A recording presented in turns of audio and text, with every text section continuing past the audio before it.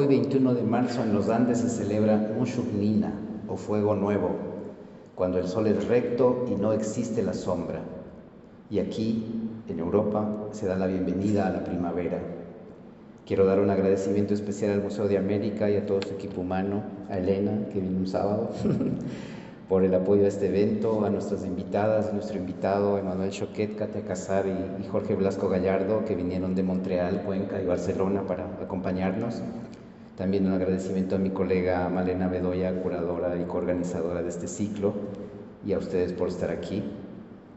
El efecto Humboldt Performing Ideas es un ejercicio colectivo activado desde 2018 como parte del proyecto Archivo Humboldt.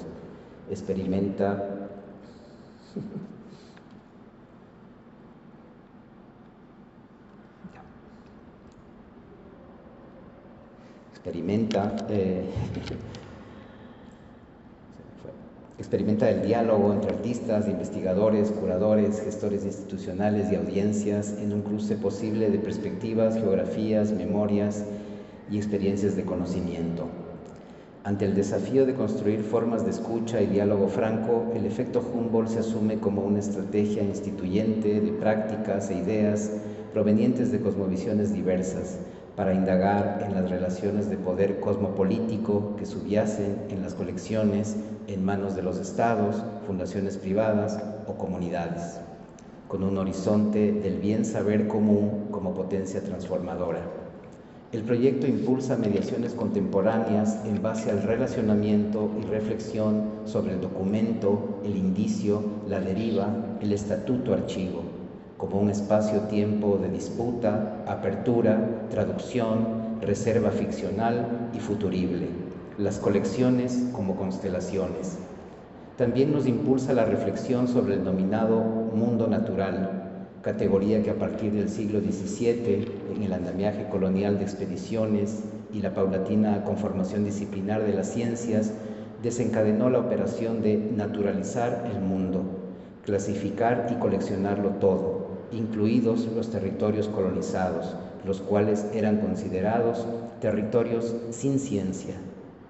La naturaleza fue una categoría construida como parte del reordenamiento mundial, mercantil y luego industrial, que tuvo en la ciencia una herramienta para el control internacional de materias primas, minerales, farmacopea, combustibles, abonos o alimentos. Sin embargo, la pregunta que hoy podemos hacernos es, o podría ser, ¿en qué formas produce sentido la vida? ¿Dónde y cómo se da la agencia? ¿Qué y quiénes somos los sujetos?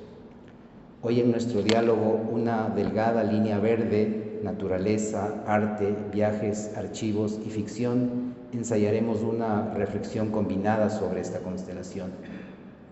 Vamos a empezar con mi colega Emanuel Choquet. Ella es investigadora, autora y curadora independiente, reside en Quebec, Canadá. Es titular de una maestría en la historia del arte de la Universidad de Quebec. Desarrolla una práctica curatorial y escrita atenta a los usos críticos de los archivos y a las políticas de exposición, concebidos como espacios de transmisión de conocimientos y de reconfiguración de los relatos históricos hegemónicos. Ha publicado en las revistas Espace, Vie des Arts, Ciel Variable, entre otras. Sus proyectos como curador han sido presentados en Quebec y a nivel internacional. Bienvenida, Emanuel. Gracias. Primero quiero darles las gracias a Malena y Fabiano y también el museo para esta generosa invitación. Luego, para quitarme un poco de presión, quiero decir que mi español no es perfecto, estoy aprendiendo, así que les pido un poco de paciencia, por favor. Ahora voy a presentarles mi texto que se titula La palma y el cielo, miradas, ficciones y relaciones de dos viajeros. Estimado Alejandro, le escribo desde Montreal, de regreso de La Habana, donde he pisado las mismas tierras cubanas que vos, siguiendo vuestros pasos. Observe la palma o palmera real columna majestuosa que se eleva en el horizonte y que marca el paisaje con sus características estrellas verticales. La palma real, que vos describisteis con tanta precisión, sigue erguida, superando los 60 pies de altura, con su tronco de un verde suave y brillante cerca de la copa.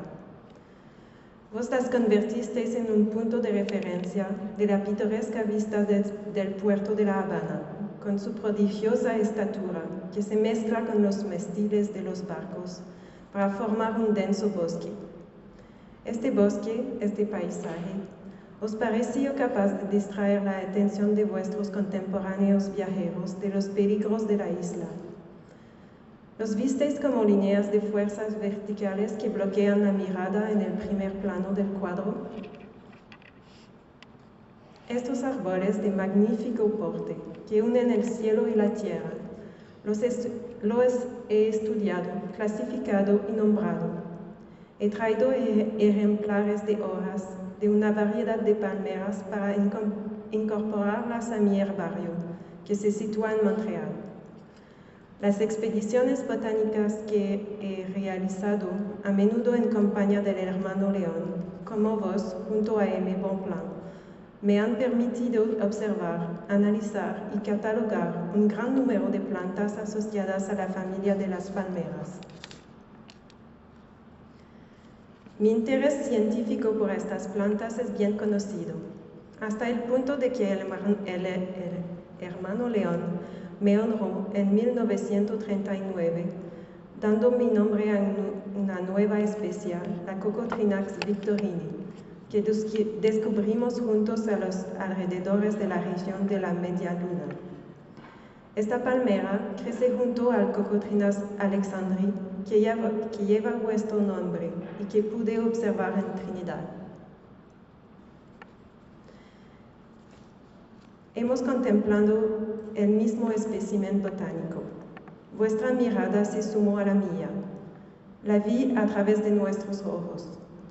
Compartimos la misma naturaleza, aquella que consideramos única y cuya estabilidad apreciamos, erigiendo señales que nos guían a través del tiempo. Caminamos por el mismo sendero, una huella fina en la tierra, que recuerda las líneas que trazamos para enmarcar las cosas, definirlas, inscribirlas en un mapa, formar las letras de los nombres que les damos.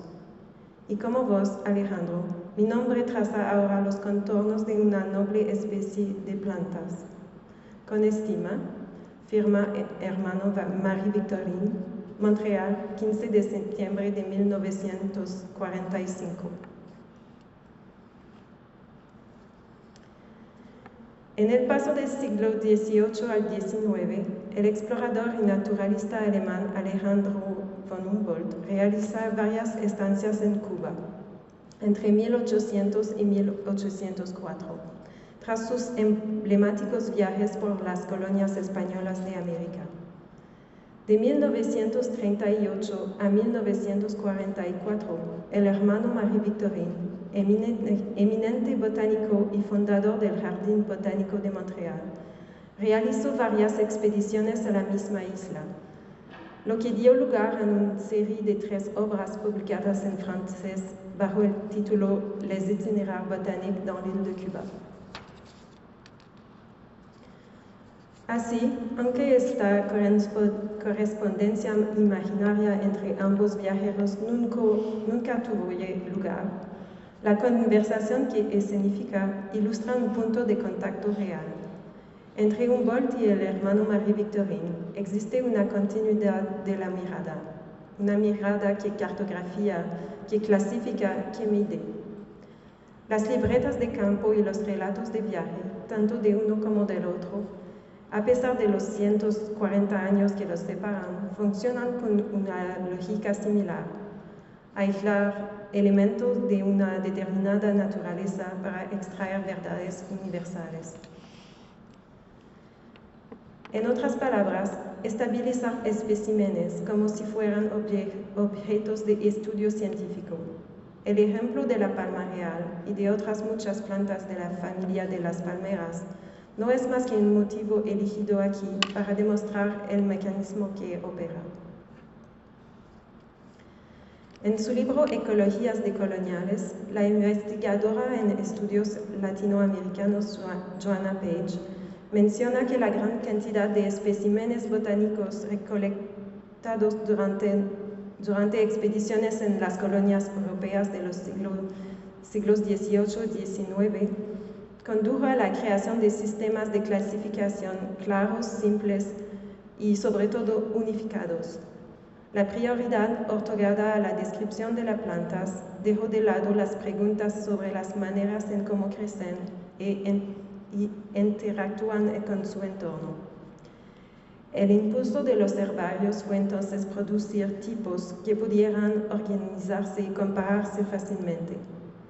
Por supuesto, tal producción de conocimiento tiene un valor inestimable con miras a la explotación económica de las plantas, en particular por su potencial medicinal y farmacológico.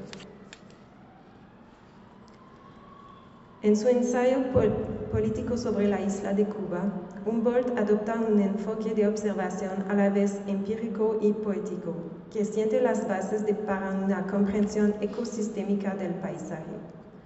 Aunque innovador, su enfoque no escapa a los gestos clasificatorios y universalizantes. La postura del hermano Marie-Victorine se inscribe en esta herencia.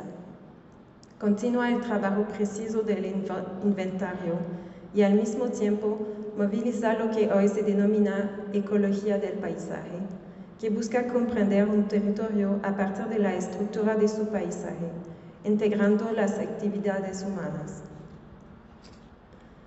La mirada de Humboldt se prolonga en la del hermano Marie-Victorine.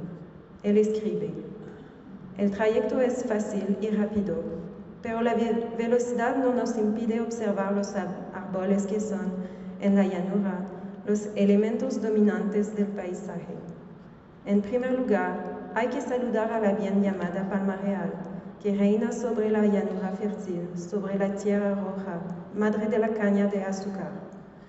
El tronco liso, impecablemente vertical de la palma real, se eleva por todas partes y recorta sobre el cielo azul un elegante penacho de largas plumas, que el viento agita en posturas graciosamente languidas.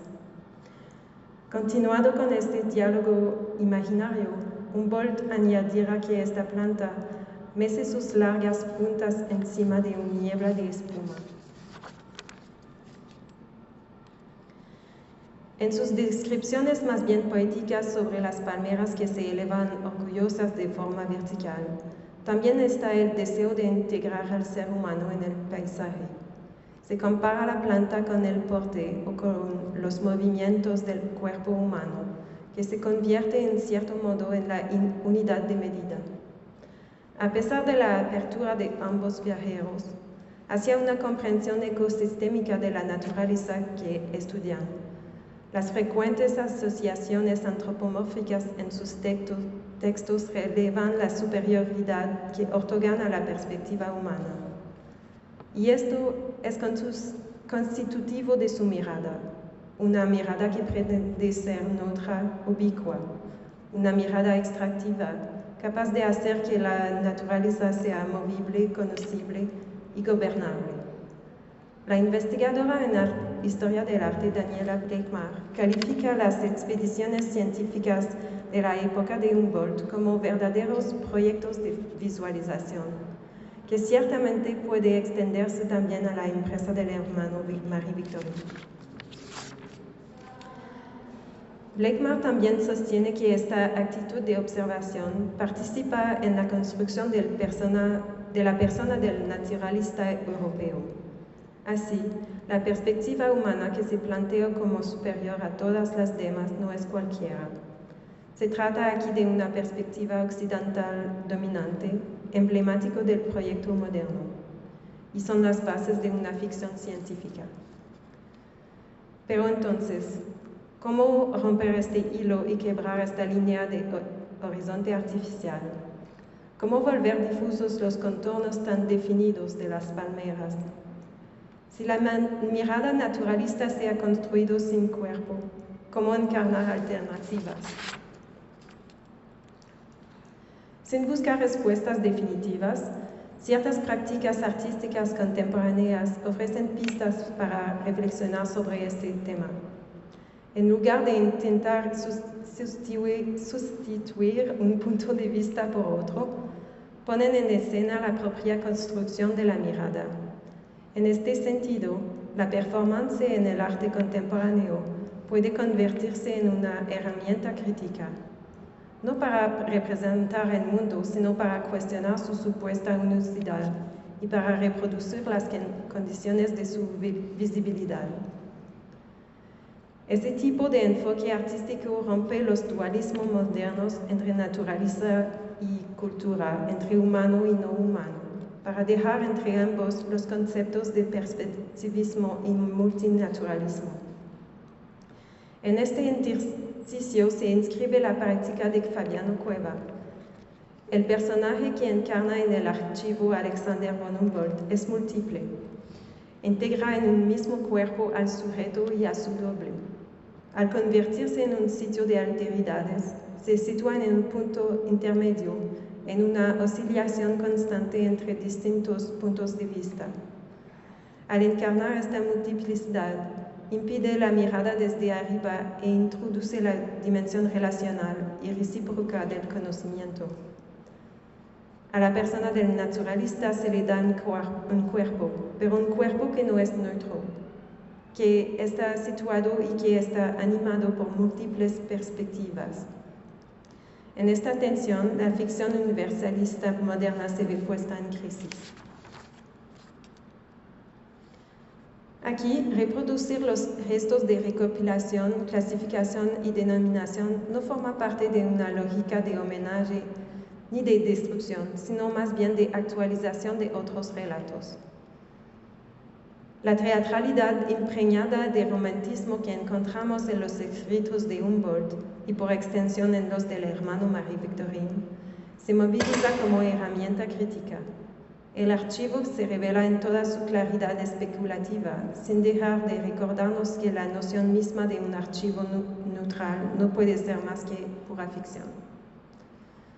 La performance opera entonces como un desplazamiento ontológico. Reintroduce el cuerpo en el campo del conocimiento. Esto permite pasar de un proyecto de visualización a un proyecto de puesta en relación. Se trata de superar la dinámica del sujeto que observa a un objeto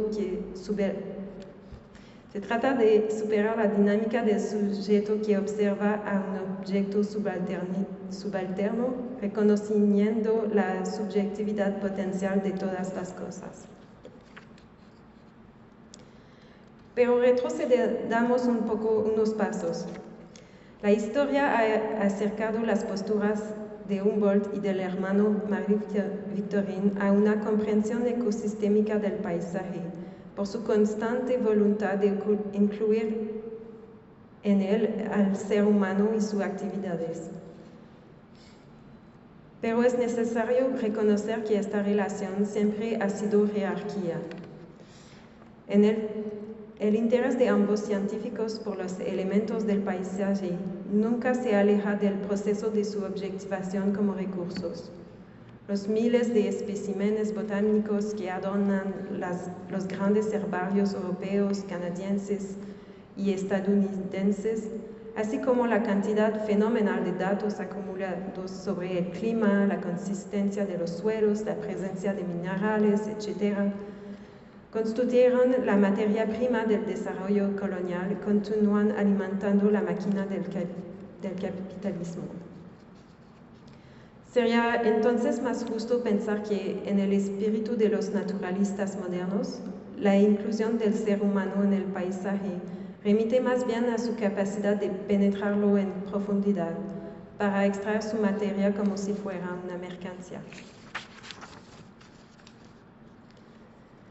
Para acabar con el dualismo moderno que confiere al ser humano un derecho ficticio, digamos, de vida o muerte sobre la naturaleza y sus entidades, las prácticas artísticas como las de cueva permiten pensar en vías alternativas. Estas prácticas performan eventos de producción de subjetividad, como diría la filósofa de la ciencia Isabel Stengers, brechas en las que las voces de aquellos y aquellas que han sido silenciados pueden alzarse y producir su propio punto de vista. Este acto de resistencia se hace eco de varios pensadores indígenas de la Amazonia y de los Andes, como Ailton Krenak, del pueblo Krenak en Brasil. Para él, la oposición occidental entre la naturaleza y cultura, base sobre la cual pudo erigirse la colonización, nos aleja de un posible intercambio de afectos entre mundos distintos. Krenak piensa que los mundos pueden influirse mutuamente. En este sentido, el encuentro con una montaña o con una palmera es mucho más que una abstracción.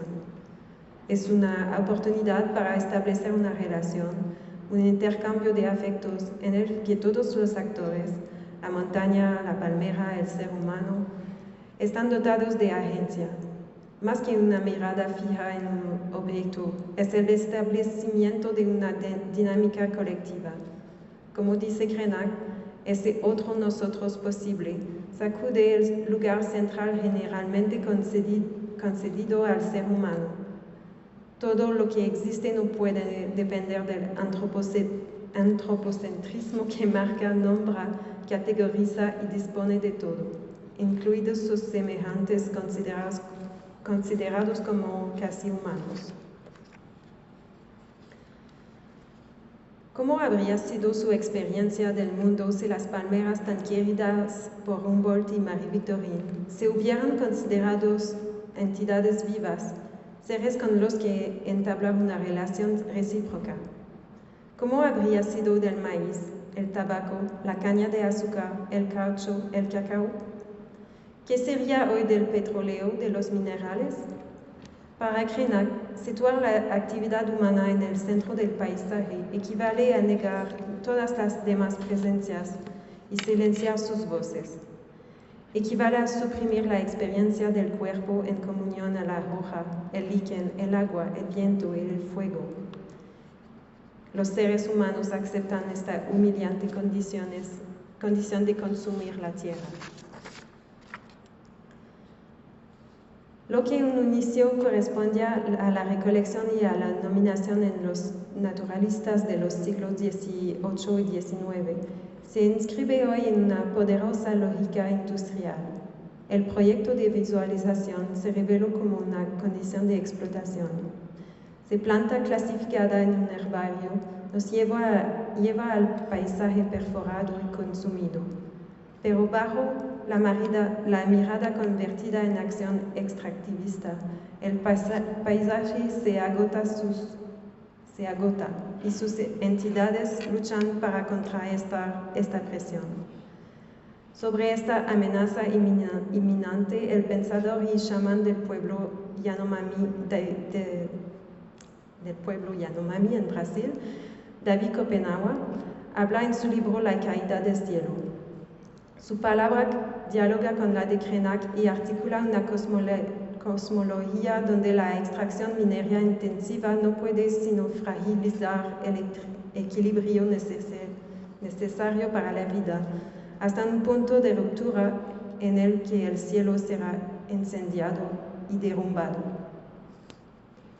La palma real, que a los ojos de Humboldt y Marie-Victorine parecía unir el cielo y la tierra, no se reduce a una silueta vertical que destaca el del paisaje en la cosmología evocada por Kopenawa. El cielo, al igual que la palmera, no es un elemento decorativo fijo. Se mantiene gracias a una dinámica relacional, pero también puede sucumbir. Esta caída es la que ha preparado la objetivación de la naturaleza. Al negar a las entidades no humanas su capacidad de tener una perspectiva de su existencia, y por lo tanto al no preocuparnos lo suficiente por nuestras relaciones con ellas. Para retrasar este fin de mundo, Krenak nos llama a aprender a desarrollar nuestras fuerzas colectivas para contar otras historias, y siempre una más. Resistir a la homogeneización que transforma todo lo que está fuera de nosotros en una mercancía. El uso de la ficción en prácticas artísticas performativas permite narrar simultáneamente en una temporalidad no lineal varias de estas historias desde una multiplicidad de puntos de vista. Así, contar adquiere una dimensión experiencial y relacional. Movilizar estos relatos a través del arte permite establecer alianzas críticas y afectivas entre nosotros, entre otro nosotros que trasciende la condición humana.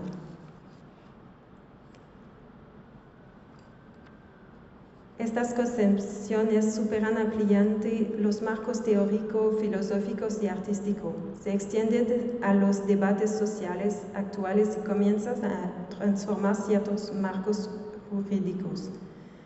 Desde su creación en 2014, el Tribunal Internacional de los Derechos de la Naturaleza, una organización dirigida por ciudadanos, investiga las violencias y los abusos cometidos contra la naturaleza en distintas partes del mundo, responsabilizando a grandes empresas y gobiernos, incluidos los de Canadá.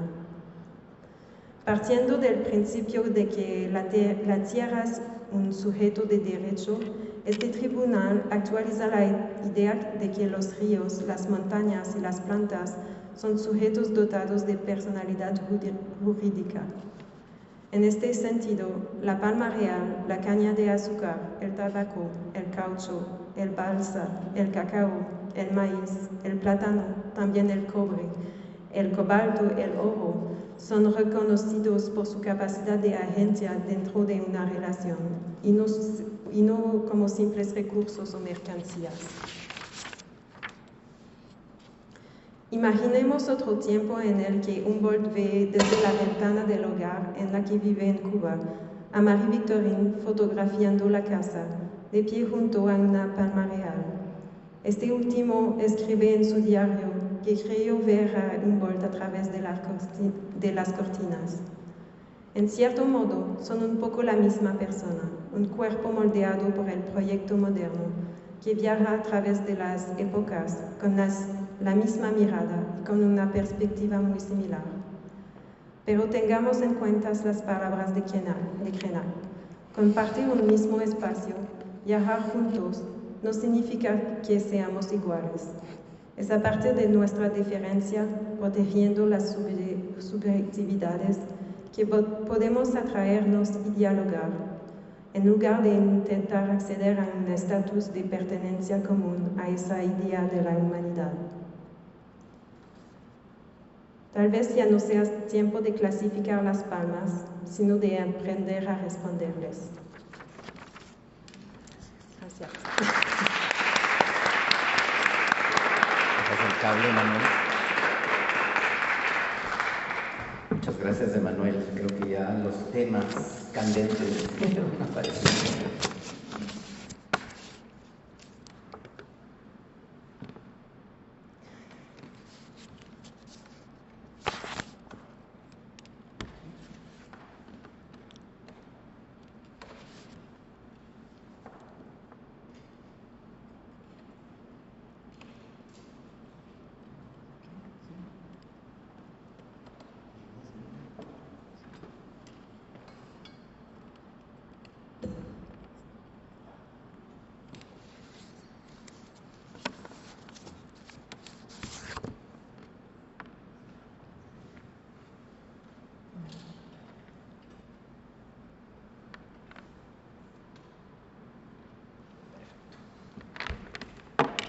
Presento a mi colega Jorge Blasco Gallardo, es de Barcelona, es investigador, escritor, comisario independiente. Ha dedicado la mayor parte de su carrera al estudio de los archivos y sus activaciones y todo aquello que tiene que ver con el verbo archivar. Ha sido asesor del proyecto Territorio Archivo del FIAC, con el que colabora habitualmente en el caso del comisariado de la exposición Mesuras o la asesoría en la creación del gestor documental de la citada institución. Como docente se ha dedicado al desarrollo didáctico de todo aquello que no es arte, pero sin lo cual este no podría existir. Su trabajo más conocido es el proyecto Culturas de Archivo en sus 4 ediciones, bajo los títulos Culturas de Archivo, Memoria, Identidad, Identificación, Fondos y Nuevos Documentos y Representaciones. Ha colaborado con varios museos y como investigador destaca su dirección del grupo Archivo, Arte, Ciencia y Sociedad. También ha formado parte de algunos comités científicos y también ha hecho varias publicaciones. Bienvenido, Jorge. Muchas gracias.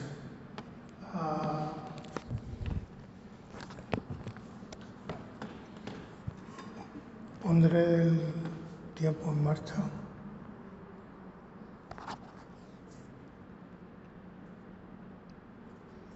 Bien, desde este momento empieza mi tiempo para hablar. Cuando me invitó Malena a participar en este simposio, en esta serie de charlas, lo primero que me vino a la cabeza es ¿qué demonios tengo yo que ver con Humboldt, ¿no? Y me tranquilizaba que Malena, que es alguien de mi confianza, me invitara. Pero realmente vengo como alguien que no tiene nada que ver con Humboldt. Pero sí que tiene que ver con los archivos y Humboldt tiene que ver con los archivos. Por lo tanto, en algún momento nos juntaremos. La primera imagen es del Museo Epigráfico de Atenas y contiene varios elementos que vamos a ver desarrollados a lo largo de mi presentación.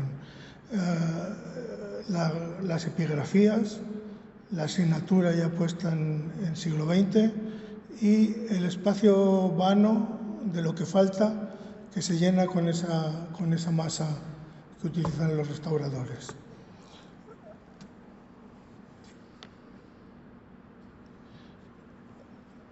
He querido llamar a esta intervención del archivo al archivar y subtitularla al archivo expuesto. El archivo al archivar, ¿por qué? Porque se ha hablado mucho del archivo, con mayúscula,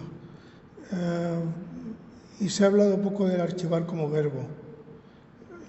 Y si nos vamos más allá, se ha hablado muy poco del archivar, de los archivos con minúscula.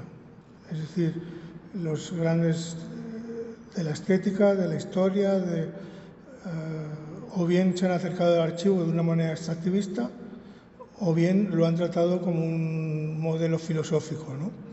Y cuando comenzamos el proyecto Culturas de Archivo, pues estaban de moda artistas, Foucault estaba siendo releído,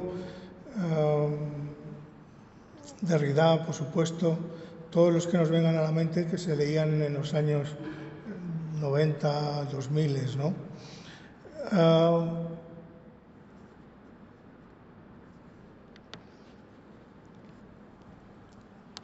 Yo os quería hablar de un proyecto que se llama Culturas de Archivo y que ha tenido 4 ediciones. Ha tenido 4 ediciones en diferentes universidades, en la Fundación Tapies y en la Junta de Castilla y León, con un proyecto continuo de elaboración de reflexiones sobre el archivo. No sobre los archivos, que luego veremos la diferencia, sino sobre el archivo, sobre esa institución que tanto ha marcado el quehacer del arte contemporáneo.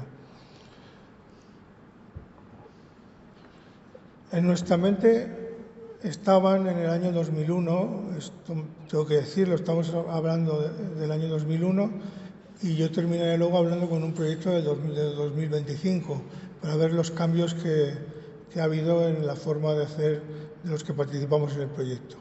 Pero bueno, estos espacios, nos fascinaban estos espacios, como otros tantos que hay y que podíamos citar, que estaban a medio camino entre el archivo y la exposición. Es decir, podían ser visitados, tenían etiquetaje, tenían clasificación, podían ser cerrados y ser archivos o almacenes Me está dando el micrófono señales de low battery.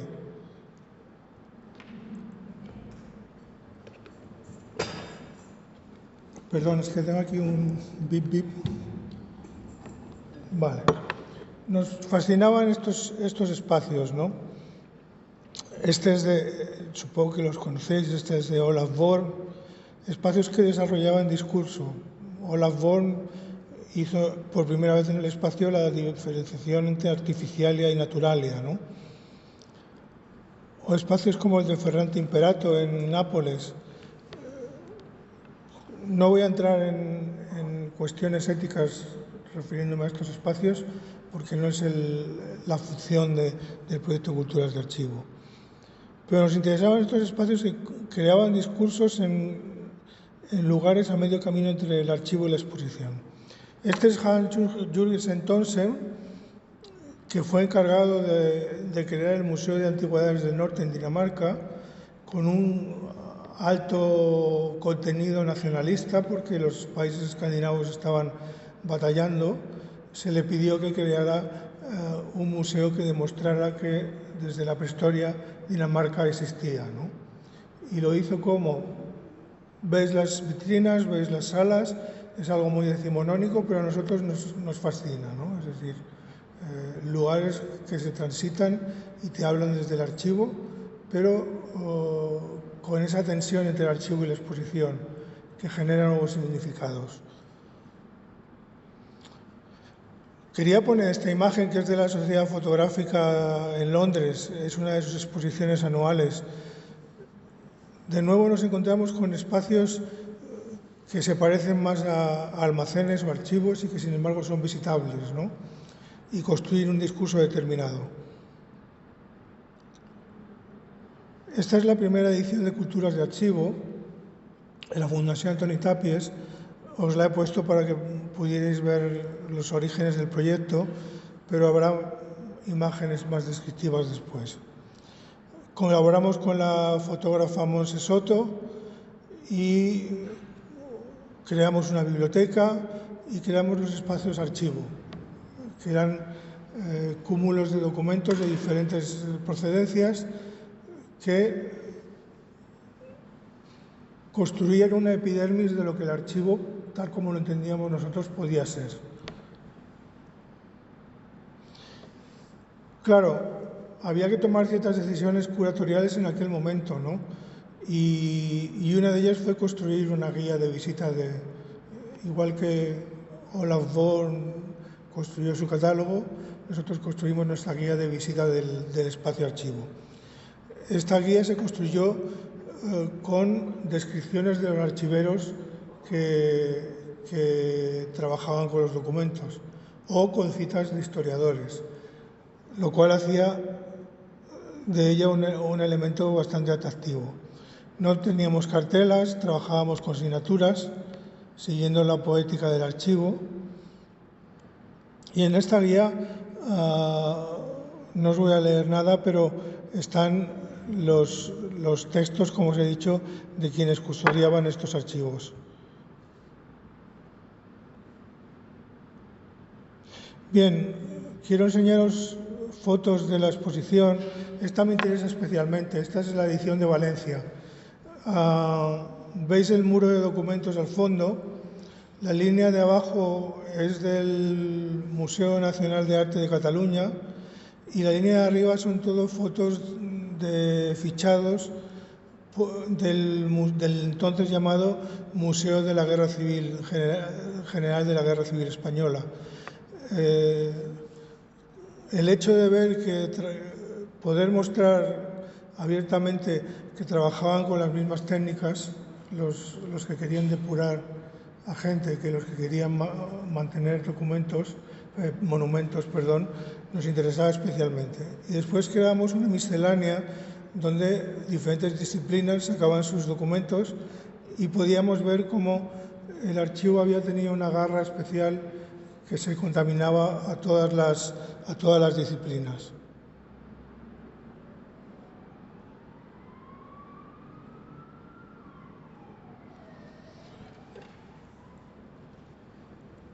Lo interesante era replicar esos lugares que nos interesaban tanto en un espacio de arte contemporáneo, donde no teníamos tema, el tema era el archivo. Es decir, no teníamos nombres importantes en el muro, pero el tema era el archivo en sí mismo. Esta es una fotografía de la exposición del proyecto en Valladolid, en el monasterio de Nuestra Señora de Prado. Aquí están diferenciados. Aquí abajo veis una franja muy interesante porque forma parte del archivo de represión del Archivo General de la Guerra Civil Española, pero son recortes de revistas que normalmente responden a censura.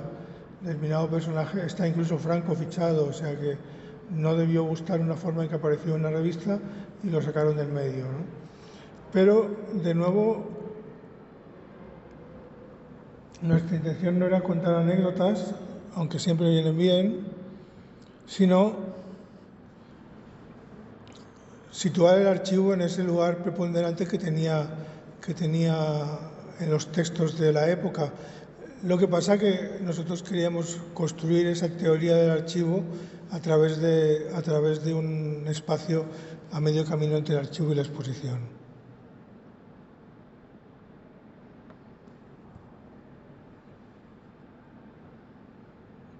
Este muro es especialmente interesante porque es del Archivo Histórico Provincial de Palencia, con P, y son no todos, pero una selección de documentos de censura.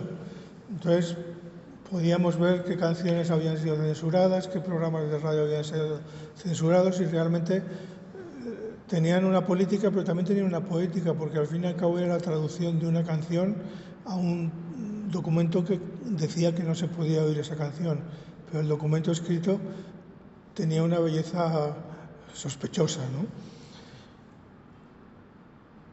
Aquí tenéis un detalle de las salas. Como os decía, aquí está la PS colección fotográfica. Uy, perdona.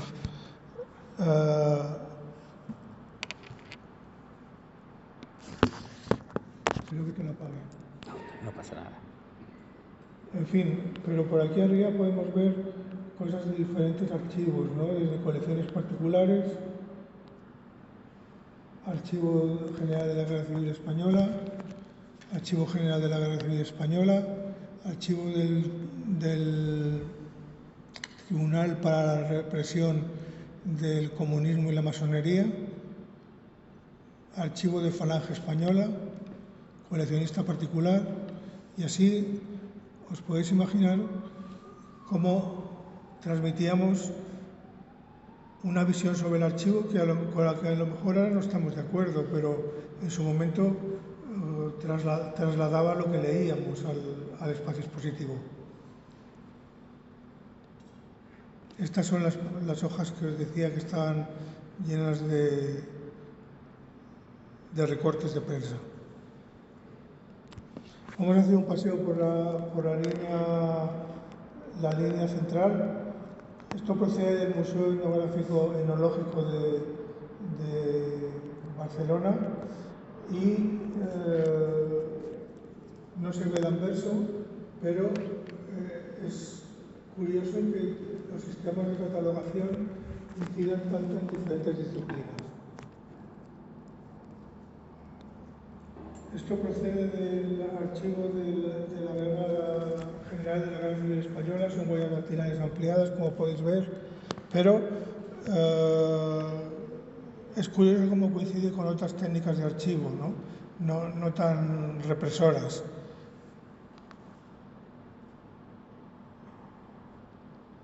Los archivos de Ángel Ferran, archivos de la Modelo de Barcelona. Estos son muy interesantes porque cada vez que se incautaba, se detectaba una logia masónica, se expoliaba toda la documentación que se usaba después para encontrar a los masones. También había documentación elegimos la africana de Guinea Ecuatorial, que es la que más tenía que ver con lo que nosotros planteábamos.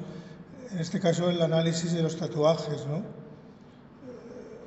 Sobre esto he trabajado más y es curioso cómo las fichas describen al individuo tatuado, ¿no? De nuevo, objetualizándolo. Estas son lo que os decía de los masones, ¿no? Aquí en la cabecita están los números y por detrás están las identidades. O sea que la identificación está presente como algo central en el archivo para la represión de la masonería y el comunismo, pero en todos los que trabajábamos. Esto es un archivo de fascistas, esto procede del botánico, son cadenas de ADN representadas por la GTCA que incluimos como una actualización de los documentos que se estaban usando. Y aquí tenemos una página del álbum de Daman, que está aquí en el Museo Antropológico y que entendíamos que debía formar parte de las diferentes disciplinas que no voy a seriar, pero sí de las diferentes disciplinas que componían el proyecto. Teníamos colaboración de artistas. Antes se ha nombrado, ¿no?, la presencia del artista. El artista activa el documento y lo extraña y le da un sentido diferente. En este caso tenemos a unos artistas muy particulares, son Nomeda y Gediminas Urbonas de Lituania, que lo que decidieron es construir un archivo de películas de la época soviética y invitar a varios psiquiatras a que las analizaran desde su punto de vista. Y con ello construyeron un archivo de entrevistas y un archivo de fragmentos de película. Nos interesaba ver cómo la recurrencia al análisis del archivo estaba presente con otra intención en manos de los artistas. Esto es especialmente relevante porque la Chancillería de Valladolid nos dejó sus óleos. Esto puede medir 2 metros por 1,5 metros. Son óleos de los litigios por tierras en el siglo XVIII y con esto se iban a las escribanías y a los tribunales a definir las lindes, ¿no?, de unas tierras y de otras, y se resolvía si se pertenecía o no. Pero claro, había que tener bastante dinero para que un pintor de este tipo te hiciera tu mapa, ¿no? Encontrarse con representaciones del mundo tan interesantes como estas en un archivo es una suerte, ¿no? Y estuvieron incluidas en el proyecto. Estos son los que llaman desglosados, están sacados de sus pliegos y son dibujos que para su conservación estaban expuestos en vitrinas que luego veremos.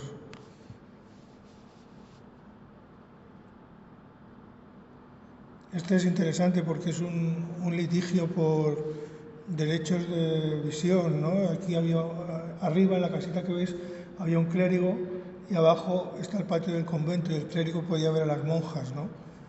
Y se recurrieron a este dibujo para demostrar que eso ocurría y solventar el problema.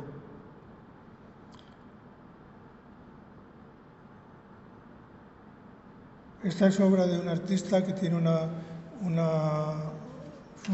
empresa ficticia que él llama Technologies to the People, y decidimos exponer su video collection, que no es otra cosa que nombres de obras de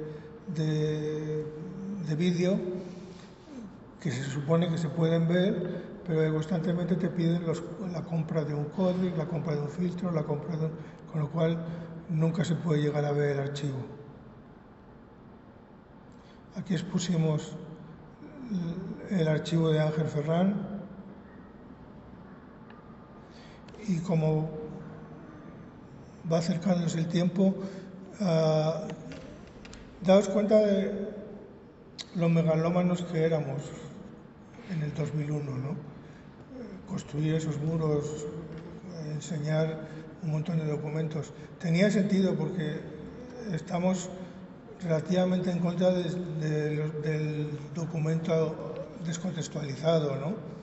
Creemos que los documentos deben ser expuestos en series, de acuerdo a cómo se encontraban en su lugar de origen, pero aún cumpliendo ciertas... Otra vez, no battery. Déjalo, sigue, Jorge, no sí. pasa.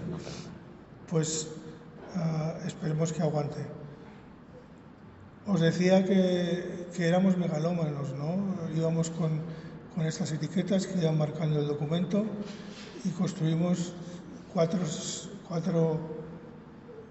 ediciones en plena época de apogeo en el arte del mundo del archivo, ¿no? Espero que, a pesar de que no esté Humboldt, entendáis el por qué muestro esto, ¿no? Porque es una exposición que habla del archivo y aunque sea extractivista comportándose con el archivo porque saca muchos documentos en vez de uno solo, es un modo que estaba marcando en su momento a muchos artistas y muchos comisarios. Y nosotros queríamos plantear por implosión, ¿no? una reacción a esta forma de apretar el archivo. Vamos a ver un proyecto de 2005, mucho más pequeñito, pero que para mi gusto tiene más sentido para los que nos dedicamos a hablar del archivo y hacer exposiciones que hablen del archivo. La Sala de las Palabras, en 2004-2005, 2024-2025, en la Casa de la Ardiaca, que es el archivo histórico de la ciudad de Barcelona. Aquí tenéis el plano. Si os fijáis, esta parte es la muralla romana, con lo cual es una sala imposible, no se puede tocar. Aquí están las vitrinas que utilizamos. Aquí están los paneles que luego veréis colgados. Y aquí está el recorrido, dejando un espacio para la cantidad de turistas que nos visitan en Barcelona siempre, ¿no? O sea, uno de los problemas que hay que prevenir en una exposición es que van a llegar turistas y en masa. Aquí tenéis un alzado y aquí tenéis una presentación simulada de ese espacio. Pero no quiero quedarme en el tintero ciertas cosas. Estas son imágenes de la exposición que nosotros llamamos instalación porque nos parecía un poco prepotente, pero bueno, estas cartelas que iban junto a los documentos tenían este signo que correspondía a, como veis aquí, por ejemplo, cedulario, infierno, fondo, es decir, trabajamos con todo el equipo del museo, del archivo, encontrando términos que les definieran como departamento. Y una vez tuvimos eso, construimos la instalación con esas palabras que habían construido y constituido parte de las listas que nos pasaban los archiveros y archiveras. Para ir terminando os mostraré algunas imágenes de lo que nos pasaba, ¿no? De nuestro día a día. Están en catalán, pero se entienden bastante bien. Esto es lo que nos pasaba el equipo de programas públicos. Esto es lo que nos pasó biblioteca.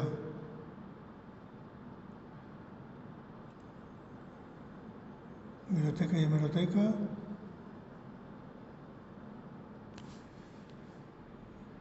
Y hay que ver una cosa que a mí me alegró especialmente y es que salían muchos verbos, no sustantivos, ¿no? Mira esta línea: jerarquizar, organizar, inventariar.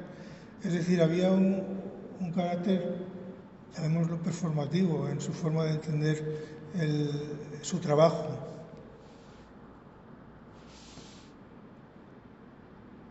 ¿Qué ¿Qué diferencia hay entre los dos proyectos? Mucha, pero sobre todo que fuimos a trabajar con el personal del archivo, no a pedirles que nos dejaran los documentos con los que trabajan cada día. Y bueno, no sé si es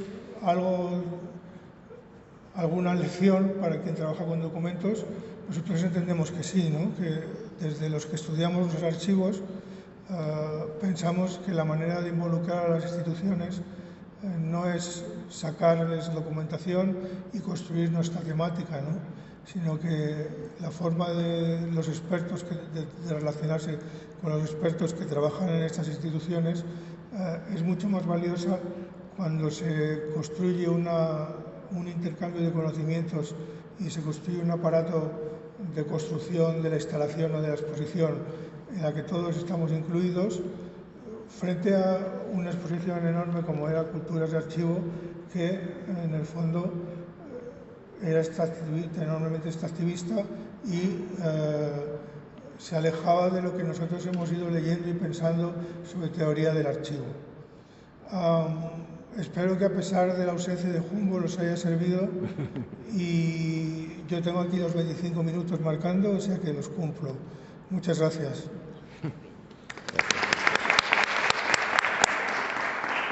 Gracias, Katia.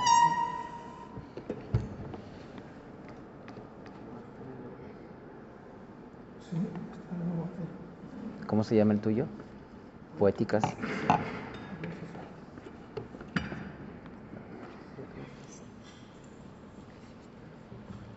Muchas gracias. Ahora sí se apagó.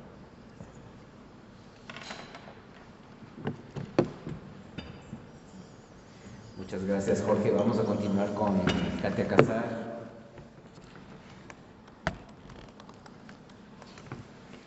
Ella es ecuatoriana de la ciudad de Cuenca, es artista visual, curadora e investigadora. Su trabajo explora las relaciones entre imagen, la palabra, las ecologías críticas, la memoria y las políticas del cuidado, articulando prácticas que dialoguen con los debates urgentes del territorio. Es doctoranda por la Universidad Complutense de Madrid, máster por la Universidad de la SUAY y especialista en curaduría de arte latinoamericano por el Museo de Bellas Artes y la Universidad Central de Venezuela. Ha realizado como artista algunas exposiciones individuales y colectivas a escala internacional, así como también ha sido parte del equipo curatorial de la 11ª Bienal de Cuenca y directora ejecutiva de la Fundación Municipal Bienal de Cuenca, Cuenca, Ecuador, en dos periodos, en el 2012 al 14 y en el 2019 al 23.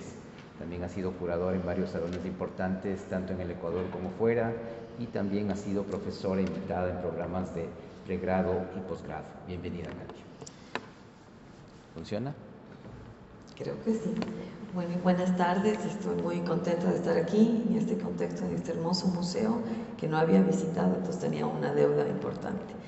Quiero agradecerte, Andrés, por recibirnos en el museo, agradecer de una manera muy especial a mis amigos y colegas Fabiano Cueva y Malena Bedoya, que me han puesto a revisar mi propio archivo, de un trabajo que creo que fue importante y que marcó una pauta en lo que es producir una bienal en un país como Ecuador.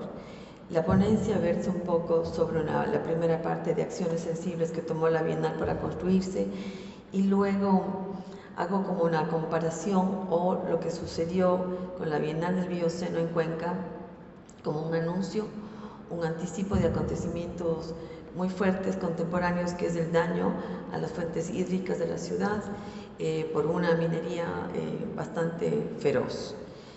La Bienal se denominaba Cambiar el Verde por Azul, la Bienal del Bioceno, que se desarrolló entre el 2021 y el 2022. Para este proyecto habíamos escogido la propuesta de Blanca de la Torre, que además es comisaria española, y Cuenca no es solamente un display museográfico. Cuenca es una ciudad que agencia, que dialoga y que determina mucho de las acciones de los artistas cuando aterrizan ahí. No es Cuenca de España, pero eso me parece importante recordar que es una ciudad andina, asentada en un valle atravesado por 4 ríos, Tomebamba, Llanuncay, Tarqui y Machangara, que además descienden del macizo del Cajas, que es una reserva muy importante de agua y biodiversidad. Cuenca es conocida por toda su riqueza prehispánica y sobre todo por la cultura cañari, más tarde por los incas, y luego ya cuando llega la colonia española es una ciudad que articula tensiones y convivencias culturales muy importantes para el imaginario ecuatoriano.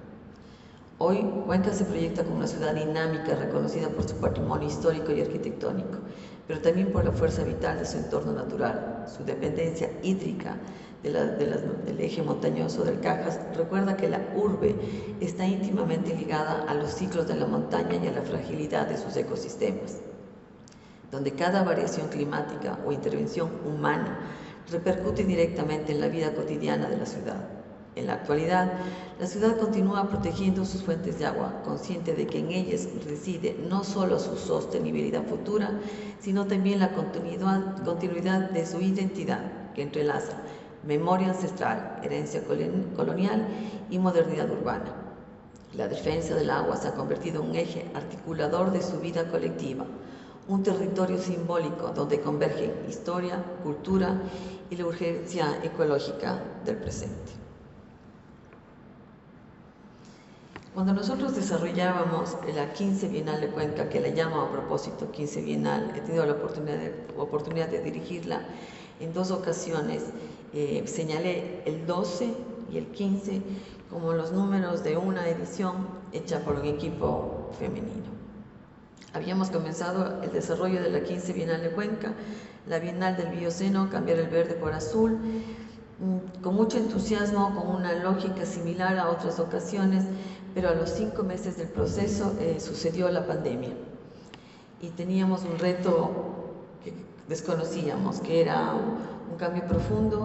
Cuando ya se anunciaban los cierres de varios proyectos artísticos en América Latina, nosotros decidimos continuar, y eso nos llevó a una estrategia también bastante compleja en términos políticos y de diálogo internacional, ¿no? ¿Cómo vamos a planear? ¿Cómo vamos a hacerla? ¿Cómo vamos a atraer a los artistas? Pero por un lado teníamos la urgencia, pero por otro lado también teníamos la responsabilidad de ser reflexivos, con una institución que muchos años ha sido indiferente y distante de la producción de los artistas. Me pareció interesante esta foto. Era el día en que presentábamos la Bienal y estamos todos con el cubrebocas, ¿no? La curadora Blanca Latorre planteaba una Bienal que a mí me pareció muy atractiva, primero curada por una curadora mujer, que eso no es poco decir en el mundo del arte, mucho más en el ecuatoriano. Ella establecía ejes importantes. Planteaba la Bienal de Bioceno, pensar un mundo más justo y sostenible. El proyecto buscaba acortar la distancia entre estética y ética, entendiendo esta última, como propone Rosy Braidotti, como una frágil barrera frente a la posibilidad de extinción, un modo de actualizar formas sostenibles de transformación y de resistencia. Después del fin del mundo, tal vez como sugiere Zagajewski, podríamos hacer como si nada hubiera ocurrido, pero también existe otra opción, asumir ese fin como la única posibilidad de comenzar otro mundo. Por lo tanto, pretendíamos cambiar el verde por azul. Esta Bienal propuso recuperar y activar como eje conceptual al conocimiento ancestral y tradicional, entendiendo que los saberes indígenas y en las prácticas comunitarias y en las tradiciones locales se encuentran como claves para imaginar un nuevo sistema de conocimiento. Se prestó especial atención a los conocimientos bioculturales, aquellas formas de saber que vinculan prácticas culturales con la biodiversidad y que permiten comprender el territorio desde una perspectiva situada y relacional. Mirar el entorno implicaba reconocer que los ecosistemas culturales, al igual que los naturales, siguen sus propias fuerzas internas de selección, adaptación y autorrenovación. Desde esta mirada, la Bienal del Bioceno se convierte en un espacio para escuchar esas dinámicas, aprender de ellas y proyectar modos de existencia más sostenibles, sensibles y profundamente conectados con la vida. El segundo eje fue pensar el ecofeminismo crítico o los ecofeminismos que articulan ecologismo y feminismo, para explorar los vínculos entre la explotación del planeta y la subordinación histórica de las mujeres. Constituye para nosotros, en ese momento, para mí y Blanca, una señal muy importante que redefinía la realidad. Este enfoque dialoga directamente con el bloque anterior, dedicado a la recuperación de los saberes ancestrales, la relación con la Pachamama y las epistemologías de los pueblos originarios. Desde ahí, el ecofeminismo se enlaza con la idea de ecodependencia y con la necesidad de un aprendizaje intercultural que permite mejorar, transformar y enriquecer todas las culturas en su relación con la vida. El tercer eje fue pensar escenarios futuribles, centrándonos en el arte como medio eficaz para construir futuribles, es decir, escenarios probables y posibles, un eje que vendrá alimentado por líneas de pensamiento como el giro ontológico y el realismo especulativo, así como la especulación de utopías, futuros y alternativas. Este eje se relaciona a su vez con el anterior, pues el ecofeminismo es un tipo de pensamiento utópico en el buen sentido de utopos, lo que aún no se ha hecho realidad en ningún lugar. Las líneas de gestión en la acción de esta bienal suponían varias cosas, pero en backstage tal vez la más dura era el trabajo político o con los ejes políticos de un proyecto que nace de un municipio como el de Cuenca y donde era más fácil cerrar las puertas frente a la pandemia. Nosotros desarrollamos varios cambios que suponían alterar también muchas leyes que rigen a la institución. Por otra parte, queríamos potencializar la presencia de artistas mujeres en una bienal que por 36 años había tenido casi un 90% de presencia de artistas hombres. En la historia de la bienal han sido solamente 2 curadoras mujeres y 2 ecuatorianas. En casi 40 años nos parecía importante introducir también la propuesta. El giro para nosotros no solamente era estadístico, sino que implicó una transformación ética y política en la manera de concebir la representación, la producción y la circulación del arte, alineándonos con debates contemporáneos sobre sostenibilidad a la par que justicia social y equidad dentro del campo cultural. La 15 Bienal de Cuenca se desarrolla en una ciudad y un país atravesados por una crisis económica profundizada con la emergencia sanitaria de la COVID-19, en un país que no tenía vacunas ni los protocolos correctos para asumir la enfermedad. La Bienal no solamente enfrentó los desafíos propios de la producción artística y curatorial, sino que se convirtió en un laboratorio de resiliencia capaz de sostener el diálogo entre arte, memoria y comunidad en medio de la incertidumbre global. Entre las políticas que habíamos implementado, yo con mi equipo, era que se recupere las ayudas a los artistas, tanto en hospedaje, alimentación, transporte y ayuda en cada uno de los montajes. Se priorizó, por otra parte, el reciclaje, el préstamo y la restauración de mobiliario museográfico, reutilizando materiales de ediciones anteriores y evitando nuevas compras dentro de un sistema institucional que suele privilegiar la adquisición sobre la reutilización. El sistema ecuatoriano establece que para trabajar en cualquier institución pública tengamos que someternos todo el tiempo a una fórmula que es bastante horrenda, que se llama el portal de compras públicas, y que puede tomar mucho tiempo comprar cosas. Además, lo que nosotros necesitamos como ser una institución especializada no está en el mercado fácilmente. Pero en ese momento era mucho más fácil someternos al portal de compras públicas que pedir prestado, reutilizar y reciclar. Eso fue un reto que además creo que se queda como una de las políticas establecidas en la Bienal. Es muy cruel lo que a veces hace el mundo del arte contemporáneo en generar basura, acumularla y guardar grandes garajes con elementos que no tienen una segunda vida.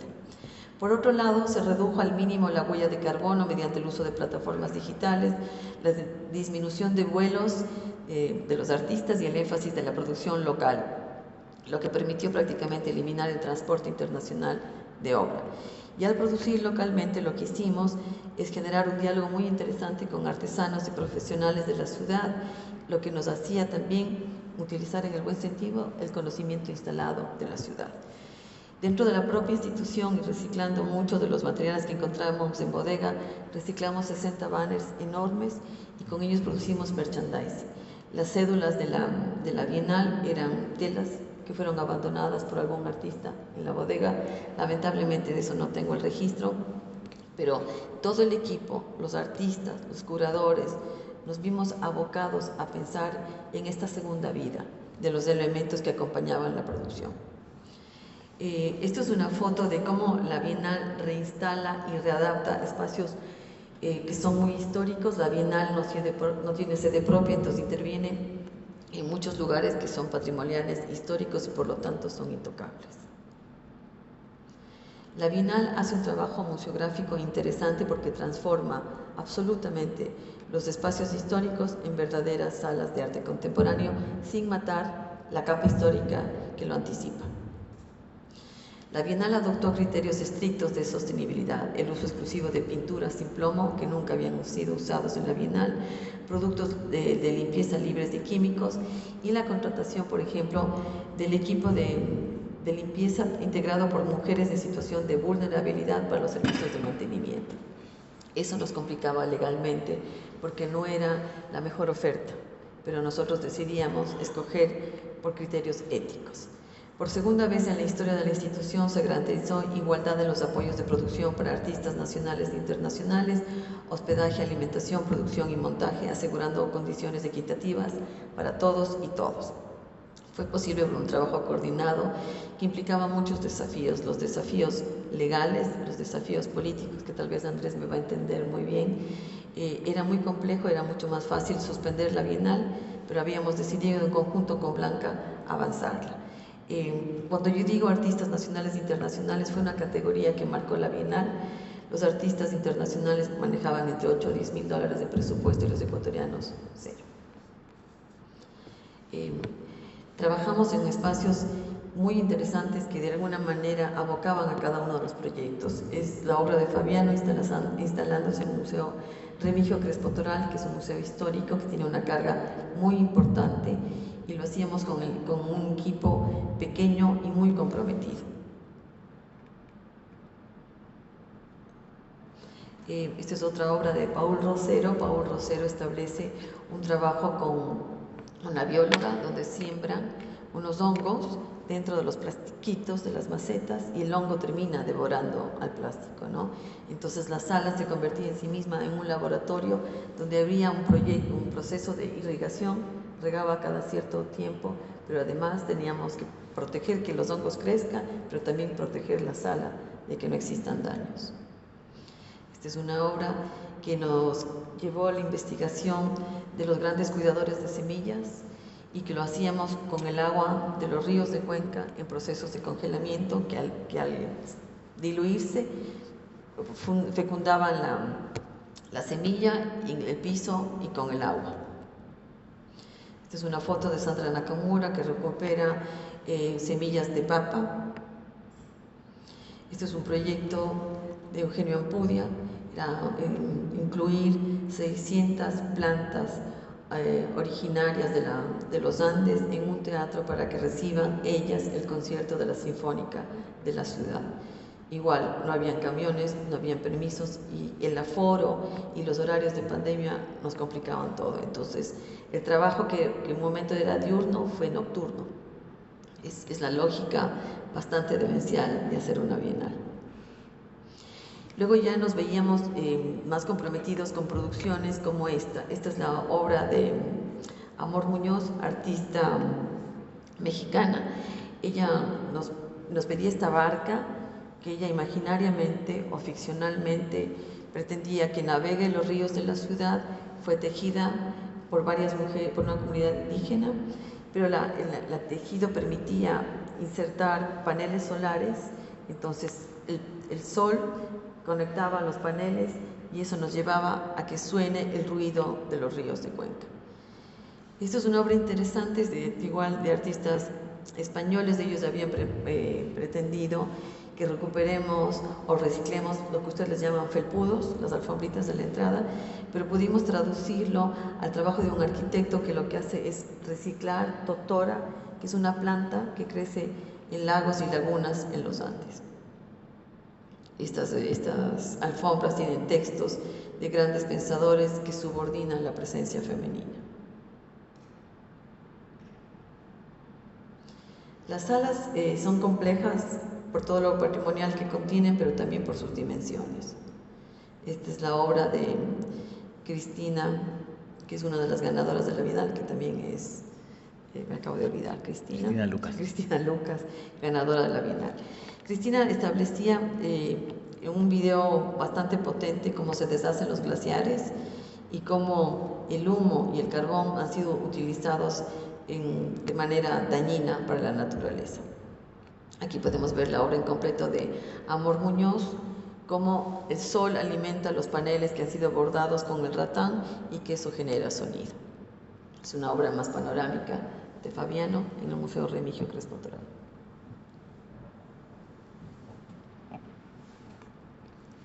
La memoria de la Bienal, registros y catálogo.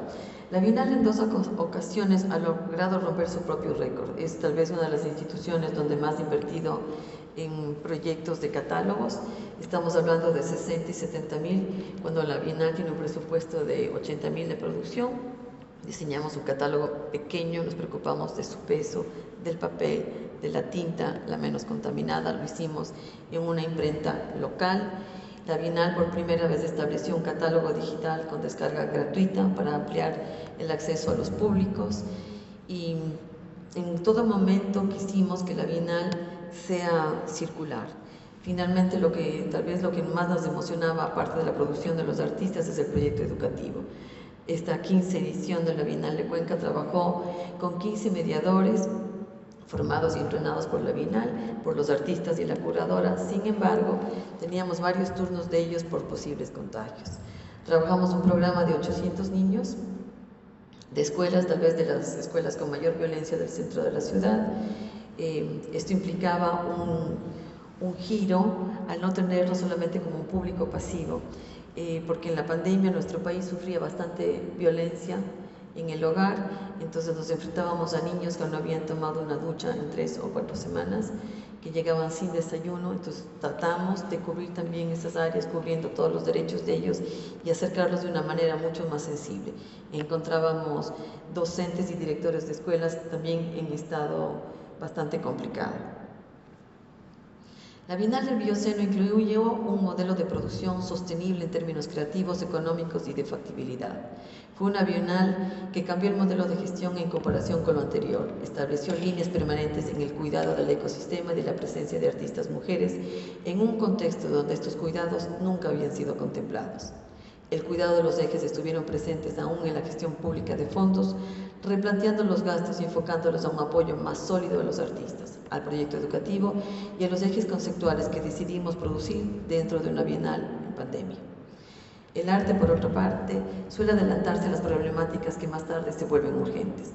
La Bienal del Bioceno anunció desde su concepción la inminencia de la crisis ecológica y el peligro que la minería representaba para las fuentes de agua, en un momento en que este debate aún no ocupaba un lugar central en el país como ahora mismo.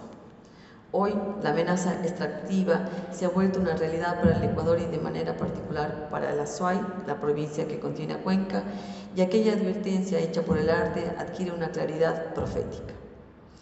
Y quería cerrar con este proyecto que participó también en la 15 Bienal, que es de Regina José Galindo.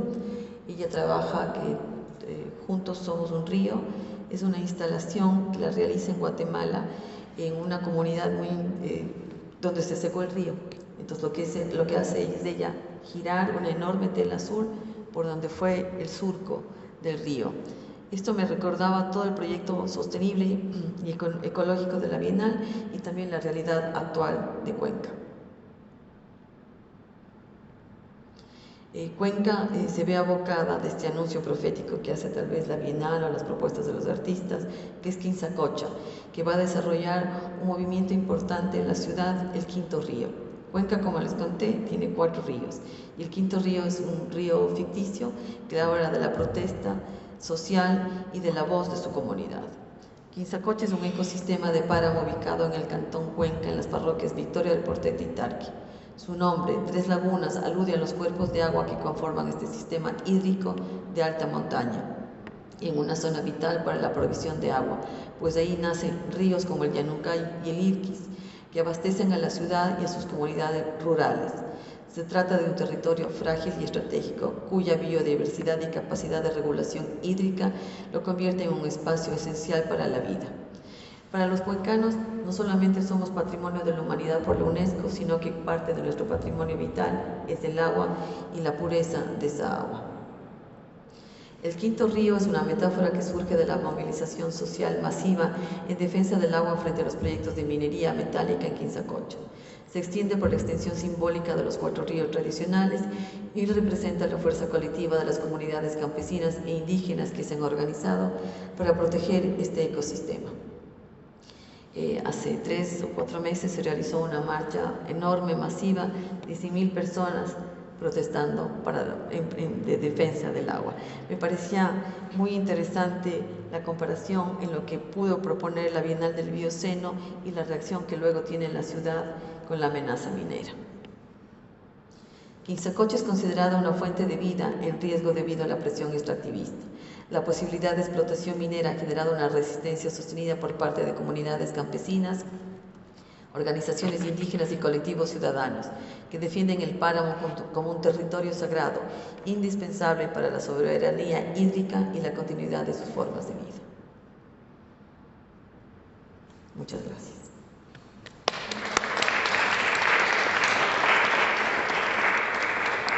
Muchas gracias, Katia. Bueno, creo que para hacer un ejercicio de conexión entre las 3 participaciones, creo que hay algunos puntos en común.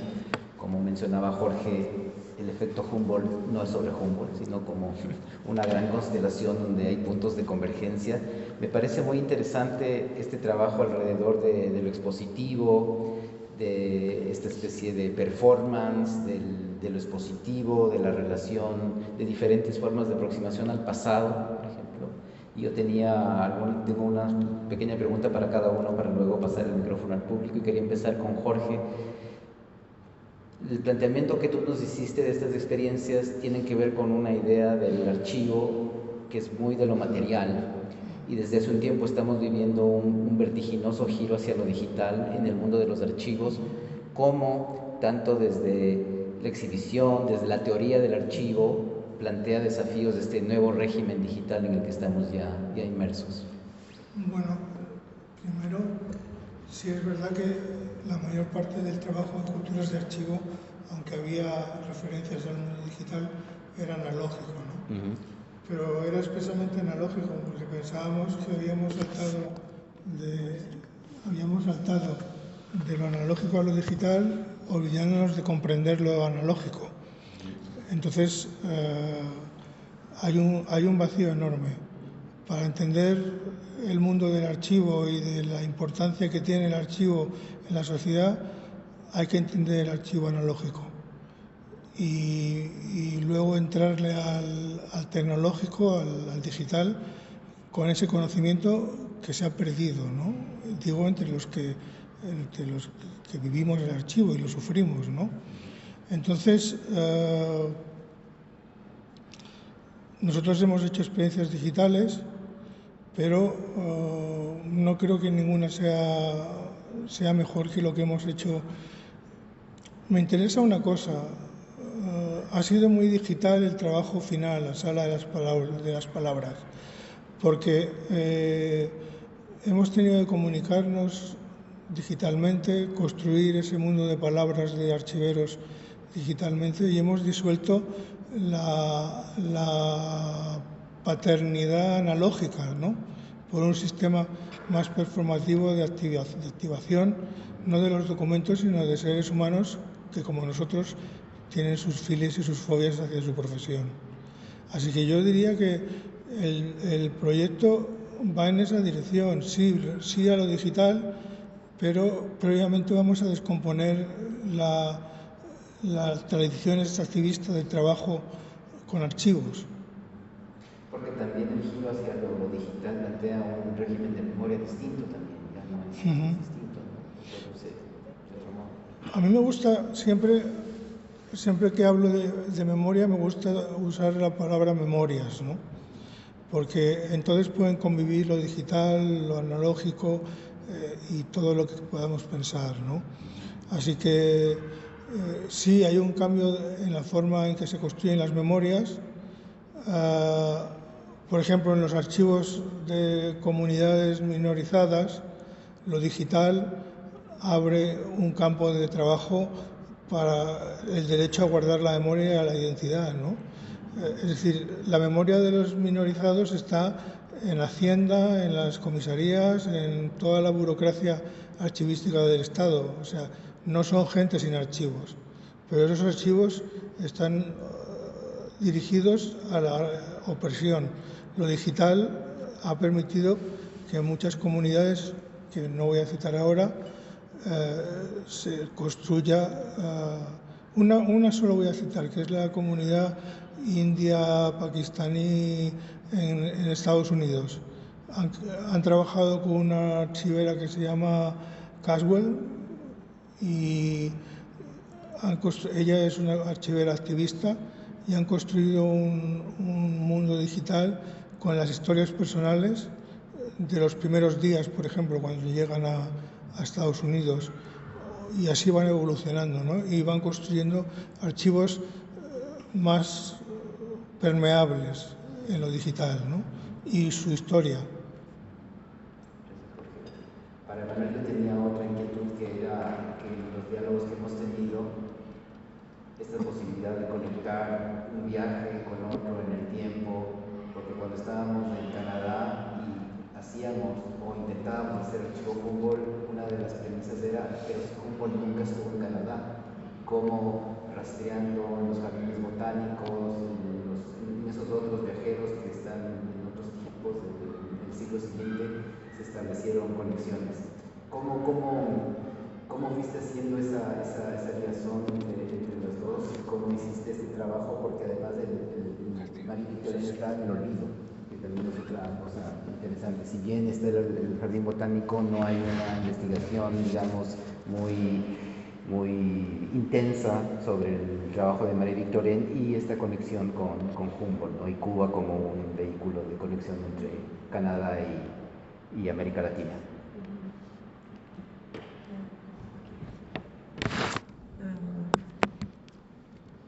Tengo que pensar un poco y traducir mi pensamiento.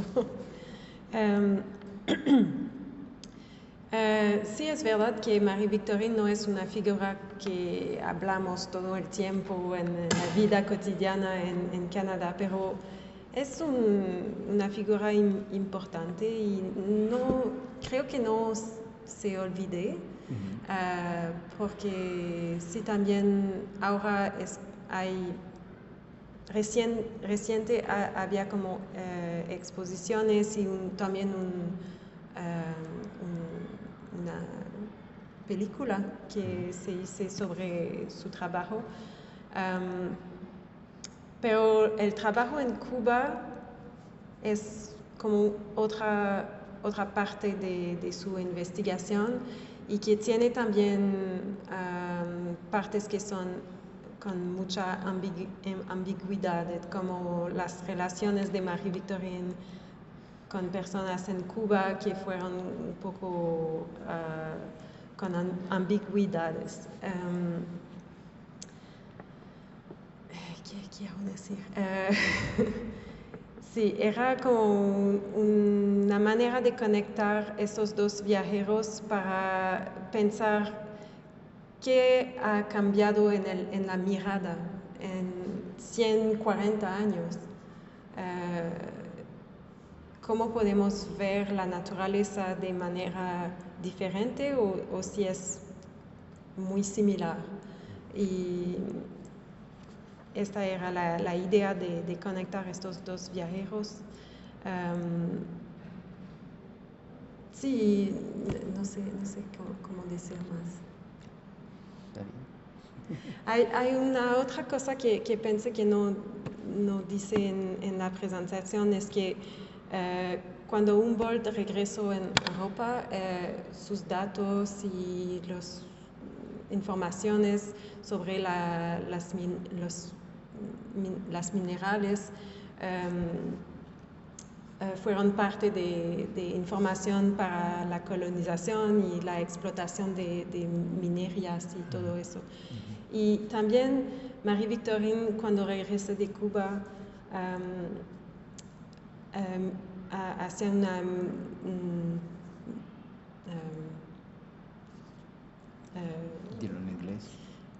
he tried to fund like Instituto de Geología. Entonces es como hay intereses que son los mismos, pero que toman formas un poco diferentes, pero con el mismo goal. Sí. Gracias. Katia, yo te quería preguntar un trabajo que tú hiciste, aunque no tiene que ver con lo que presentaste, que era que tú estuviste muy interesada en hacer un archivo de la Bienal, que no existía, y también cómo hiciste ese trabajo que tiene que ver mucho con el lugar de la institución, ¿no? Que es cómo a partir del universo con el que trabajas, la institución que manejas, empiezas a construir esa ausencia. Sí, bueno, no lo habíamos pensado diciéndolo, pero ahora que lo dices, me parece muy pertinente.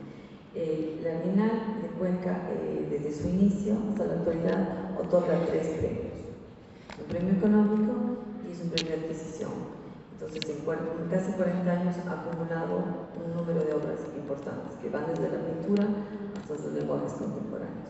Cuando vuelvo a hacer la 15 Bienal, encuentro que entre la basura no reciclada están las obras de la colección, de las obras de los premios. Y yo creo una figura especial de la Bienal con los abogados para crear la reserva de la colección. Limpiamos, hacemos el ejercicio del espacio físico como una reserva técnica. Pero además me llamó la atención que las obras nunca habían sido fotografiadas como tal. Entonces, mientras sucedía la pandemia, mientras preparábamos la Bienal, era poco hacer, fotografiamos durante 4 meses las obras. Era muy complejo porque era montar, fotografiar y desmontar. Pero hay obras muy complejas que toman muchísimo tiempo instalar.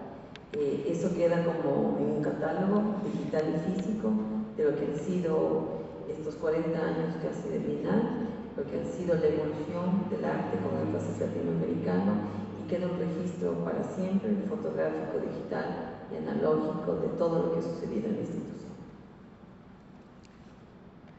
Vamos a pasar la palabra para el otro lado por si hay preguntas, inquietudes o comentarios. O peticiones de canciones.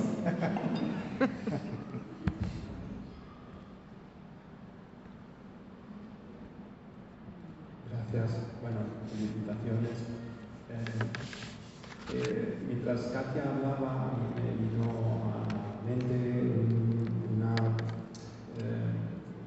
una cuestión contemporánea, ¿no?, que estamos viviendo, que es el efecto de los cuidados y cómo esto está transmitiéndose a través del proyecto que nos estabas explicando, que lo importante no es solamente el objetivo último de exponer o de realizar la Bienal, sino de transitar con personas, con espacios naturales, ¿no?, y cuidar. Y yo creo que esto tiene mucho que ver con este cambio que se está produciendo. Es que el otro día estuvimos en un seminario de género en arqueología y Almudena Hernando, que es una de las investigadoras españolas que trabaja en este tema, hablaba tiene un libro que es La fantasía de la individualidad, y ella reflexionaba sobre cómo el mundo masculino es individualista y lo que procura es desarrollar un ego, ¿no?, mientras que el mundo femenino es una identidad relacional. Y cuando tú estabas hablando de esto y justamente decías que había 2 equipos femeninos, que no sé si coincide con la quinceañera y otra, digo, pues enhorabuena, porque yo creo que esto justamente está reflejando un cambio contemporáneo y una manera de ver y de actuar que yo creo que nos ilumina y nos ayuda a entendernos mejor y a comprender cómo esos cambios son posibles, ¿no? Así que simplemente era un comentario. Muchas gracias. Gracias a ustedes. Vale. Sí, muchas gracias a todos y todas. Tenía una pregunta para Emanuel, que conecta con Jorge. Porque tú estás estudiando un religioso, que es el nombre religioso de tu estudias ahora. Marie Victorine. Y siempre ha habido como esta tradición muy religiosa y muy masculina de colectar cosas. Creo que es como la figura esta del cronista que colecta, y hay una especie de orden moral allí, ¿no? Con respecto a los objetos, a las cosas, a las tradiciones que colectar, que también la veo muy referida aquí en lo que contaste de presentar archivos que básicamente colectan personas y objetos. Entonces, quisiera porque ese orden moral me interesa a mí mucho en el sentido de cómo se concibe el archivo también, ¿sí?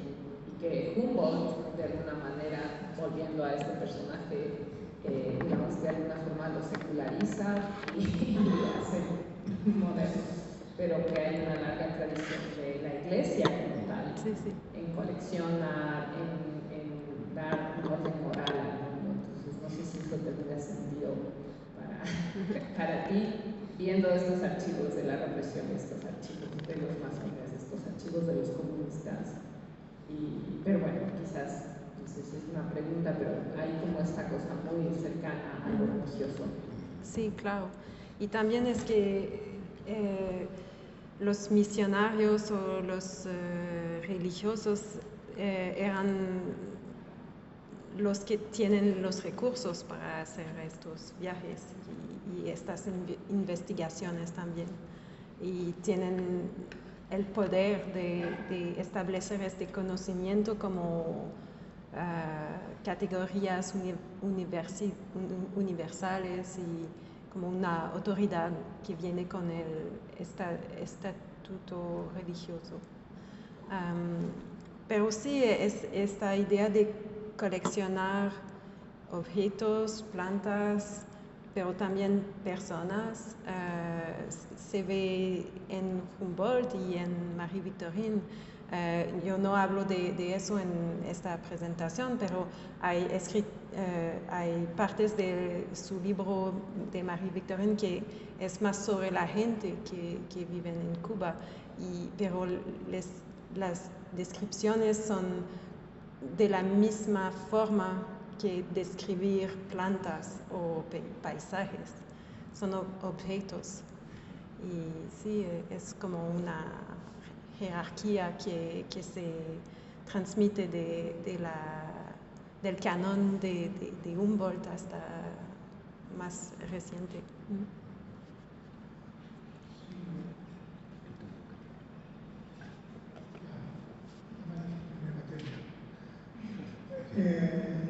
Sobre lo que decías de lo que hemos mostrado yo, sí te encuentras sobre todo con que los que han creado y gestionado esos documentos son hombres, y la forma en que han tratado los cuerpos ha sido como cualquier otro objeto. Es decir, no encuentras ninguna referencia al cuerpo que no sea su identificación, no hay cuidados que valgan en esto, ¿no? Por otro lado, lo que sí que es cierto es que, según yo que soy hombre, tengo la suerte de que me encuentro con equipos de archiveras que van creciendo en puestos altos en archivística, que van creciendo. Este proyecto último era el único hombre yo, o sea que también te produce problemas, ¿no? Porque dices, soy el único hombre y estoy dirigiendo el proyecto. O sea que algo está fallando, ¿no? En esa disolución de la responsabilidad, ¿no?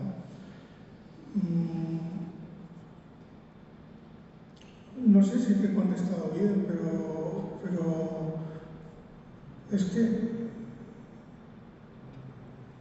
claro, a mí me llama ahora a hablar de la negritud, ¿no? O sea, como el cuerpo, es que conozco más casos africanos que latinoamericanos, ¿no? Entonces prefiero hablar de lo que sé más, ¿no? Pero como el cuerpo se convierte en un contenedor de lo que sea, y el que lo cataloga y lo clasifica lo convierte en lo que quiere, ¿no? El cuerpo negro. Y esto tiene que ver, por supuesto, con la moral religiosa y con la intención de sacar información a marchas forzadas de los lugares de los vastos lugares donde no llegaban los ejércitos, ¿no? Esto es lo que te puedo decir o lo que me sugiere lo que tú has comentado.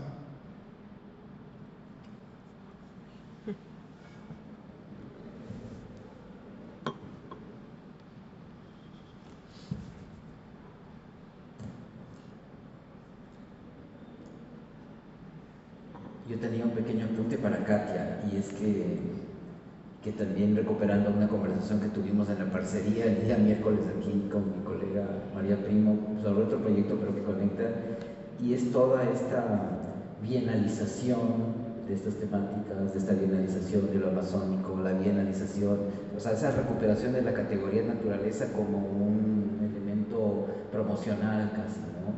Si bien cuando ustedes la hicieron tuvo como un momento de quiebre interesante que fue, creo, potenciado por la pandemia, y de hecho mucho de lo que se discutió en esa bienal ha tenido un montón de eco en el Ecuador. De hecho, la palabra bioceno ahora la han recuperado muchísimos artistas y muchísimas exposiciones. ¿Cómo ves tú cuando, digamos, la potencia del debate o la reflexión va disminuyendo a medida que, no sé si es la palabra adecuada, pero se va banalizando la discusión? Bueno, gracias Fabiana por la pregunta, creo que es muy importante. Yo creo que en el momento que hicimos Bienal con Blanca, algo que era un eje transversal entre nosotros y del equipo era el tema del cuidado. Entonces, el trabajo con nuestros compañeros amazónicos, con las comunidades indígenas con las que trabajamos, era el cuidado y la horizontalidad, porque tanto Blanca como yo somos creyentes que la figura curatorial o la dirección artística de una bienal no es jerárquica, es común, es horizontal, es comunitaria. Yo creo que ese cuidado nos permitió que incluso nuestros compañeros que trabajaban con nosotros las piezas y construían los diálogos, era de un profundo cuidado y de un profundo respeto, y en mi caso, que es mi ciudad y mi región, de mucho afecto. Lamentablemente en las últimas bienales y procesos artísticos contemporáneos sobre el tema de lo amazónico, lo ecológico, los Andes, el agua, es bastante perversa porque sigue exotizando, sigue colonizando y lamentablemente sí se ha banalizado, se ha desgastado y no nos lleva a estos impactos, ¿no? Yo sí creo en el impacto del arte en la vida, en las personas, aunque no sea masivo, aunque no sea enorme, pero de alguna manera toca.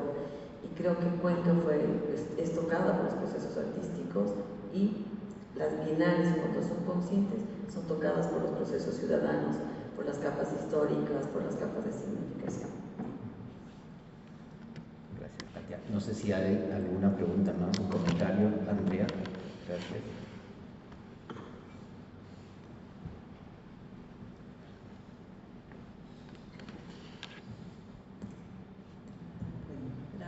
Primero, las ponencias me gustaron mucho y quería hacer una pregunta un poco conectada con lo que tú preguntaste, Fabiana, porque me inspiró mucho lo que dijiste por último, Emanuel, esta cosa de responder a la palma y que ya no la debemos clasificar. Y cuando escuché a Katia, me quedé pensando si esta bienal no hubiera sido tal vez esta forma de responder a la palma.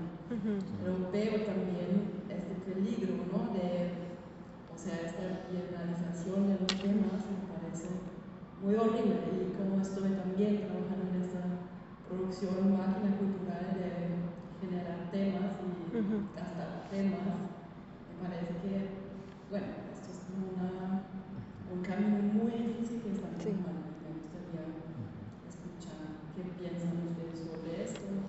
Emanuel, si piensas que la bienal puede ser una respuesta a lo que planteaste de la palma, y también Katia, lo que piensas, ¿no? Porque pienso que es mucho más allá, es algo más holístico que deberíamos pensar. Buena pregunta.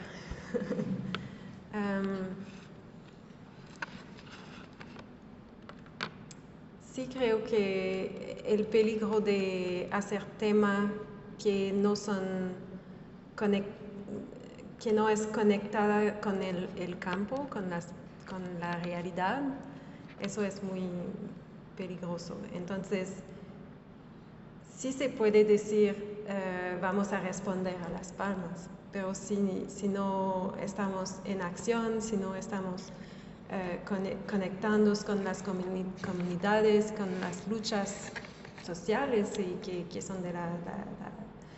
que son más allá del arte, y que el arte es como una manera de dialogar, de hacer conexiones entre personas, entre lugares, tiempos. Sí, eso puede ser un problema. Entonces, sí, mi presentación es como más poética y puede ser como en el aire. Pero es también lo que quiero hacer una conexión con la manera de escribir de Viajeros, que es como en el aire también, que es romántico, que es como una visión del paisaje, que es algo exótico, un sueño. Pero hay que estar en la realidad, que mirar este paisaje de esta manera también es extractar las imágenes para explotar los recursos. Entonces sí creo que una bienal como la de Cuenca puede ser una respuesta. Bueno, el sistema del arte es un sistema de poder y por lo tanto también es extractivista. Yo creo que hay que trabajar como insertando o generando modulaciones dentro del sistema que siempre toma modas o tendencias, ¿no? Cada vez hemos visto incluso más la presencia de figuras femeninas, pero afrodescendientes, por ejemplo, o indígenas, como para legitimar un proyecto, sin tomárselo con la profundidad que eso implica. En la selección de artistas y de proyectos también es muy importante el compromiso con los artistas. La categoría de artistas no nos exime de las responsabilidades. A veces los artistas o esta aura que tenemos nos permite ciertas licencias. Entonces yo sí creo que el trabajo a profundidad, a seriedad y con mucha sensibilidad puede producir los cambios, pero hay que atacar el sistema desde adentro.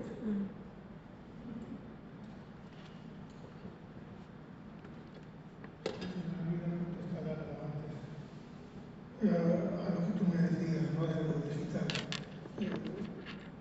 Primero, lo digital sin teoría archivística estamos perdidos, porque supone la llegada masiva de empresas que construyen modelos de archivística que globalizan y uniformizan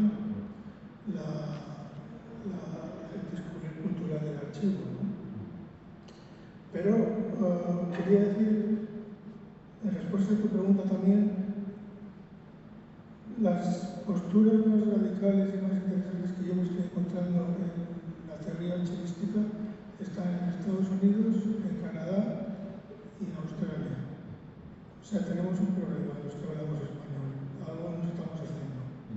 Y una de las cosas que quería destacar es un software que se llama Ubuntu, creado para que las comunidades indígenas de cualquier parte del mundo puedan construir sus colecciones con sus propios tags y normalizaciones de acuerdo a su identidad y su forma de comprenderse.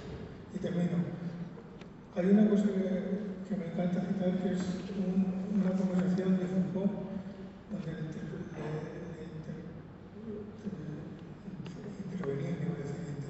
entrevistaban, y él dijo, bueno, es que no es lo mismo un libro con contenido gay que un libro gay. No es lo mismo un archivo sobre los indígenas que un archivo indígena. Y esto es lo que está intentando hacer con Ubuntu, ¿no? Y es digital totalmente. Es que me quedé, perdóname, pero... No te preocupes. No, me parece súper bien, porque parte del haciendo conexión ha sido el tema de nombrar. Y por ejemplo, ahora yo pensaba en los archivos disidentes, hay los contraarchivos, los archivos desviados, como esta idea de tomar estratégicamente el nombre para resignificar. Pero aquí tenemos casos donde donde todavía la palabra archivo o la exhibición o la bienal parecería que tienen todavía cosas que decir y que más bien la discusión no está en cambiar ese nombre, sino más bien en producir activar otras potencias, digamos, producir otros contenidos, producir otros horizontes. No sé si alguien tiene una pregunta, un comentario final. Si no, yo agradecería que hayan venido a nuestros invitados y bueno, nos vemos en el próximo Efecto Humboldt. No sabemos todavía dónde va a ser, pero serán notificados pronto. Gracias por venir.